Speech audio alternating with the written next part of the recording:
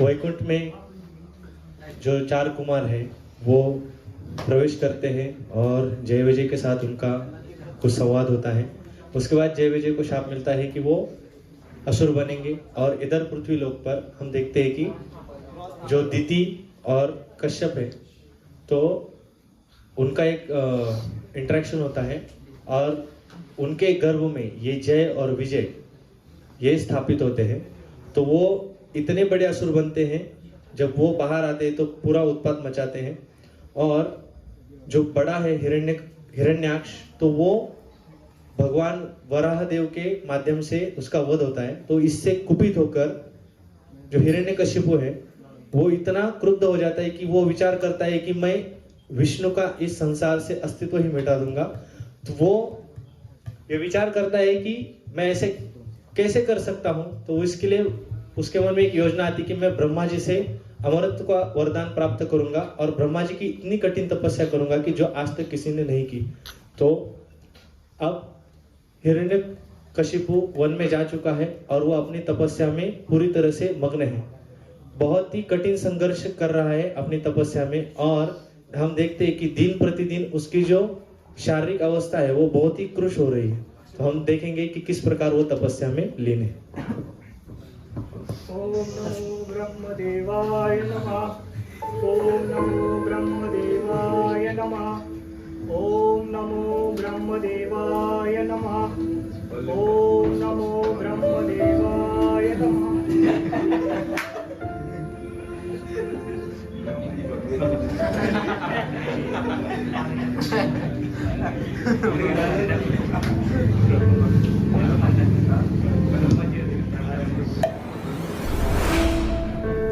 उठो वत्स, तुम्हारी कठोर तपस्या को देखकर मैं अति प्रसन्न हूँ। तुम्हारे जैसा तप ना आज तक किसी ने किया है ना भविष्य में कोई करेगा। बस करो वत्स, तुम्हारे इस तप से तीनों लोग तप्त हो रहे हैं। प्रणाम ब्रह्मदेव।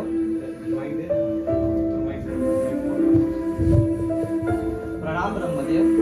मुझे यह जानकर प्रसन्नता हुई कि आप मेरा तप देखकर खुश हो गए। मैं आपका दर्शन पाकर धन्य हूँ। कहो वत्स, तुम्हारी इस कठोर तप के पीछे क्या मनोकांक्षा है? तुम्हें कौन सा वर चाहिए? तुम्हारी सारी मनोकामनाएं मैं पूरी करूंगा। यदि मैं जो कुछ मांगू क्या आप वो मुझे दे सकते हैं? जरूर दूंगा, मांगो क्या चाहिए।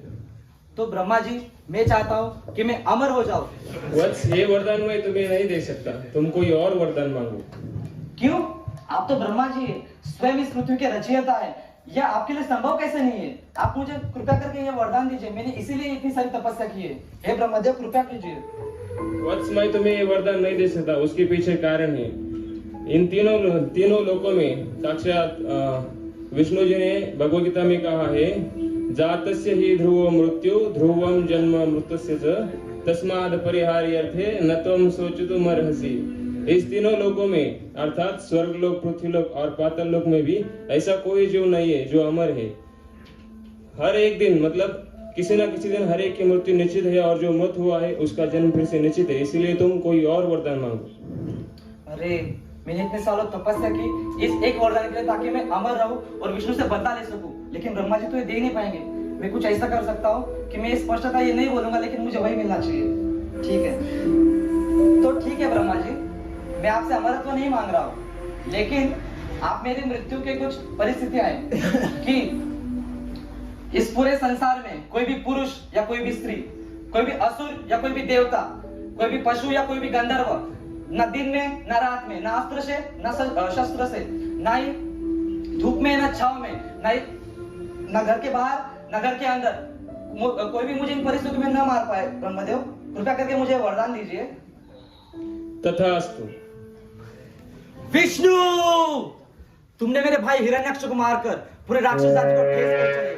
तुमने सभी राक्षसों के अभिमान को छीना है, किंतु मैं हिरण्यकशिपु ब्रह्मा जी से वरदान मांगकर मैंने उनसे अमरत्व ही प्राप्त कर लिया लगभग। तुम मुझे कभी नहीं मार सकोगे। अभी मैं तुम्हें हरा कर रहूंगा और राक्षस जाति का पूर्ण अभिमान अभी मैं वापस पाकर रहूंगा। सैनिकों, इधर आओ।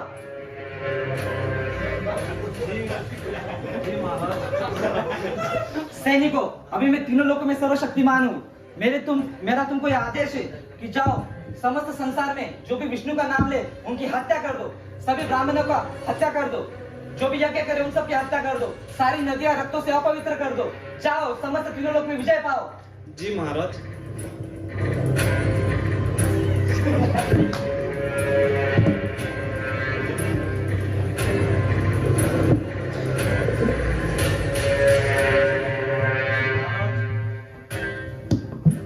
महाराज, आपके आज्ञा अनुसार हमने समस्त ब्राह्मणों की हत्या कर दी है। हमने सभी नदियां दूषित कर दी है और जो व्यक्ति विष्णु का नाम ले रहा था उन सबों को हमने मार दिया है। अद्भुत अद्भुत। तो जैसे हमारे निर्णय अनुसार अब हम तीनों लोगों के स्वामी बन चुके। हम असुर जो देवताओं द्वारा हर बार हमारे साथ दुर्दशा हुई, सभी देवता अपने अपने स्वार्थ के लिए हमारा दुरुपयोग कर रहे हैं, लेकिन अब हम तीनों लोगों के राजा है। मुझे बहुत प्रसन्नता हुई कि हम असुरों को अब कोई नहीं रोक पाएगा। ठीक है, अभी घर की कामकाज पे भी ध्यान देना पड़ेगा, तो कृपया करके मेरे पुत्र प्रहलाद को लेके आओ। बहुत दिन हुए मैंने उसे देखा नहीं। जाओ सैनिकों, मेरे पुत्र को लेके आओ। जी महाराज। प्रणाम पिताश्री। आओ बेटा प्रहलाद, जरा मेरे पास आओ। अपने जी पिताश्री। जरा मुझे भी बताओ, तुम गुरुकुल में क्या सीख रहे हो? पिताश्री, मेरे गुरु बहुत ही अच्छे हैं। वो मुझे बहुत सारा आध्यात्मिक ज्ञान देते हैं। उन्होंने मुझे एक श्लोक सिखाया है, बहुत सारे श्लोक सिखाए हैं। मैं आपको एक बताता हूँ। पहला श्लोक, तत्साधु मन्ये सर्वर्य देहिना सदा समुद्विग्न धियाम सद्ग्रहात् हित्वात्मपातं गृहमन्धकूपं वनं गतो यद्दरिमाश्रयेत। इसका अर्थ क्या है पुत्र प्रहलाद? पिताश्री, इसका अर्थ ये है, हे असुरश्रेष्ठ, मैं आपको इसका अर्थ बताता हूँ।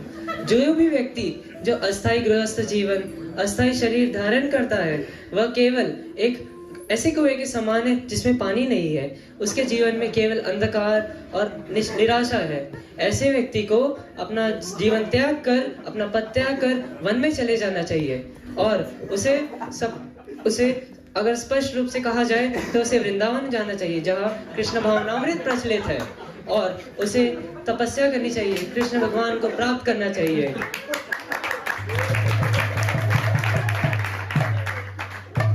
शंडा, अमर का, मैं राक्षस राजू और मेरा पुत्र विष्णु की बातें कर रहा है, भक्ति की बातें कर रहा है। ये हो क्या रहा है? जरा देखो तो, कहीं गुरुकुल में इस्कॉन वाले तो नहीं आ रहे प्रचार करने? नहीं महाराज, इसे जो भी है कुछ बोल रहा है, हमने इसे नहीं सिखाया महाराज।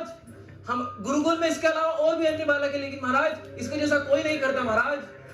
और चलो ठीक है, अगली बार से होना नहीं चाहिए।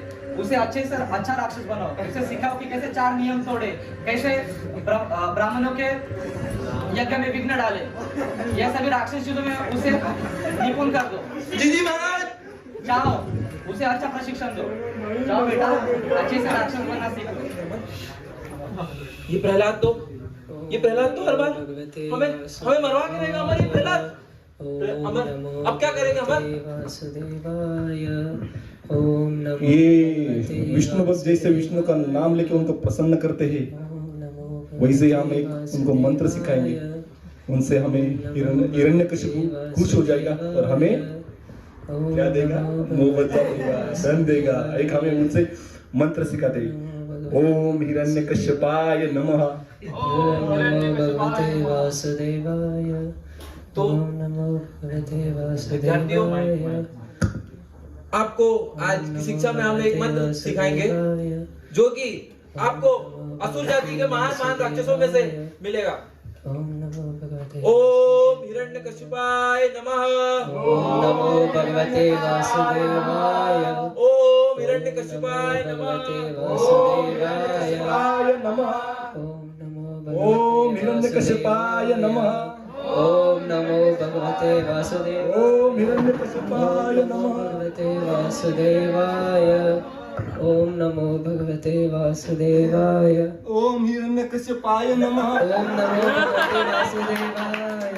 ओम नमो भगवते वासुदेवाय। ओम नमो भगवते वासुदेवाय। ओम नमो भगवते वासुदेवाय। वासुदेवाय ओम नमो भगवते वासुदेवाय ओम नमो भगवते वासुदेवाय ओम नमो भगवते वासुदेवाय ओम नमो भगवते वासुदेवाय। बहुत दिन हो गए प्रहलाद को देखे हुए। लगता है उसका प्रशिक्षण आसुरी प्रशिक्षण बहुत अच्छा चल रहा होगा। शंडा अमर सैनिकों, जाओ मेरे बेटे को लेके आओ, मुझे देखने दो कि वो कितना अच्छा राक्षस बना है। आओ बेटा प्रहलाद। राम पिताश्री। जरा मैं भी देखूं तुम्हारा प्रशिक्षण कैसे चल रहा है। अब बताओ तुम्हें शंडा मर्का ने क्या क्या सिखाया है। मेरे गुरु ने मुझे बहुत सारी शिक्षाएं दी है। सबसे पहले और इम्पोर्टेंट शिक्षा, मॉर्निंग प्रोग्राम रोज अटेंड करो। और उन्होंने एक बहुत सुंदर श्लोक बताया जिसमें भगवत गीता का भक्ति हमारे भागवतम का पूरा सार है। जैसे कि क्या सीख रहे हो तुम, बताओ मुझे थोड़ा। वो कुछ इस प्रकार है, श्रवणम कीर्तनम विष्णु स्मरणम पाद सेवनम अर्चनम वंदनम दास्यम साख्यम आत्मनिवेदनम इति पुंसार्पिता विष्णु भक्तिश्चेन विलक्षणा क्रियेत भगवत्यद्धा सत्ययुक्तेन दीनता। इसका अर्थ क्या है? तुम तो बालक हो, तुम्हें तो अर्थ भी नहीं पता होगा। जरूर ये कुछ सिखा रहे तुम्हें, मैं उन्हें देखता हूँ। अर्थ तो बताओ बालक। ये नवविधा भक्ति के प्रकार है। इसमें 9 प्रकार बताए गए हैं जिससे हम भगवान को सरलता से प्राप्त कर सकते हैं। अगर हम एक का भी पालन करें तो हम भगवत धाम जा सकते हैं।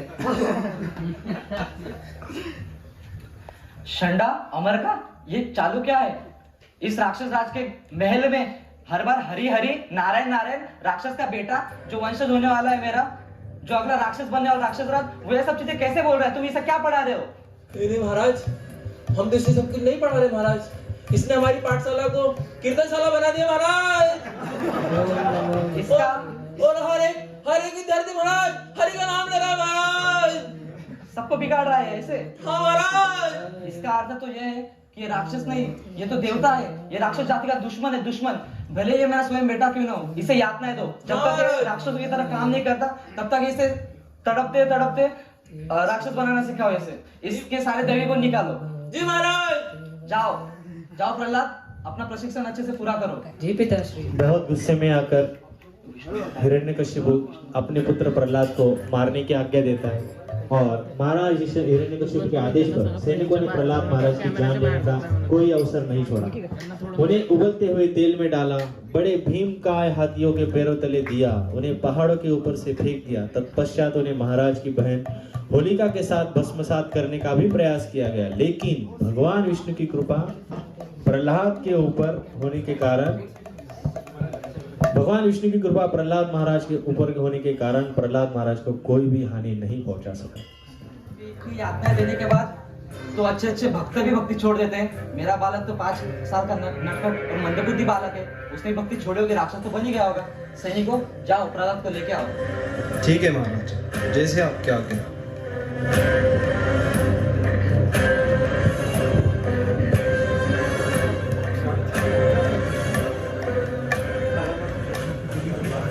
आओ बेटा प्रहलाद, राक्षस राज के वंश तेरे चेहरे बेटे। प्रणाम पिताश्री। अब तक तो तुम अच्छे राक्षस बन गए होगे, क्या अभी भी तुम हरि के गुण गाते हो? हाँ पिताश्री। ऐसा कैसे? मैंने तुम्हें उबलते हुए तेल में डाला, हाथियों के नीचे चुनवा देने की प्रयास किया, तुम्हें मैंने सर्प से कटवा दिया, लेकिन होलिका के साथ तुम्हारा दहन किया, लेकिन फिर भी तुम्हारी भक्ति कम नहीं हो रही। आखिर वो मायावी विष्णु कर क्या रहा है? कहीं उसने तुम्हें ब्रेन वॉश तो नहीं किया? ये चल क्या रहा है तुम्हारे साथ? इतना क्या विष्णु विष्णु कर रहे हो? सब मैं उससे ताकतवर हूँ, मेरी भक्ति करो। मैं राक्षस राज हूँ, मैं तुम्हें सब चीजें दे सकता हूँ, सभी तुम्हें ऐश्वर्य दे सकता हूँ मैं, तुम मेरे भक्त बनो। विष्णु का इतना महानता क्यों मानते हो तुम, बताओ मुझे। अरे जो हरि की भक्ति करे उसे क्या डर? आपको भी शक्ति उन्हीं से मिलती है। मुझे शक्ति उनसे?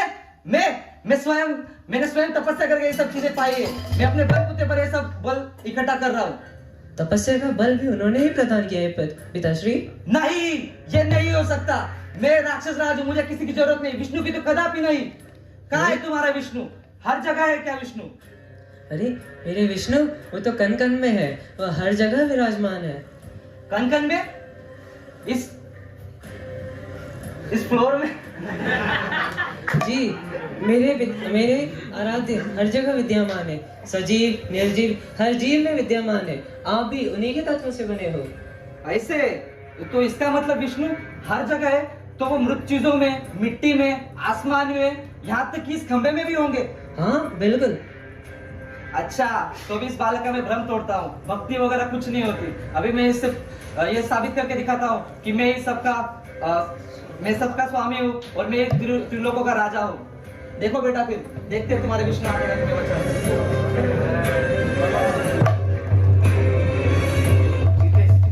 यहाँ है ना तुम्हारा विष्णु? जी पिताश्री, मैं पूर्ण विश्वास के साथ कह सकता हूँ। खंबे को चुन चुन के तोड़ दूंगा, मिट्टी का भूसा बना दूंगा उसे, लेकिन तुम्हारे विष्णु ने दिखा तो मैं उसके बाद तुम्हारी हत्या कर दूंगा। तुम इस राक्षस वंश पे कलंक हो, कलंक। अरे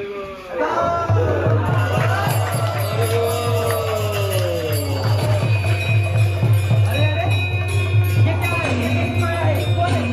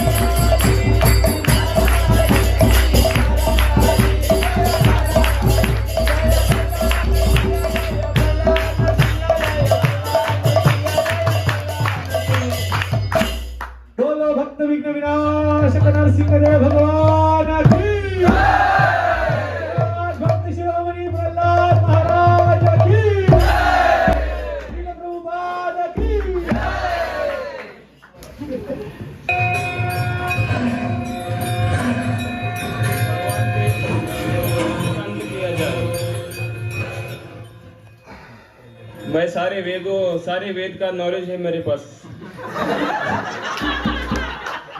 लेकिन मैं ये वेद किस काम के, क्योंकि मैं भगवान को शांत नहीं कर सकता, क्योंकि ये सारे वेद के स्रोत वही है। प्रहलाद महाराज कृपया आप प्रयास कीजिए। मैं इन्हें कैसे शांत करूं? मैं तो इतना दीन हूँ, इतना पतित हूँ। जैसे जब आप इन्हें शांत नहीं कर पाए तो मैं क्या कर सकता हूँ?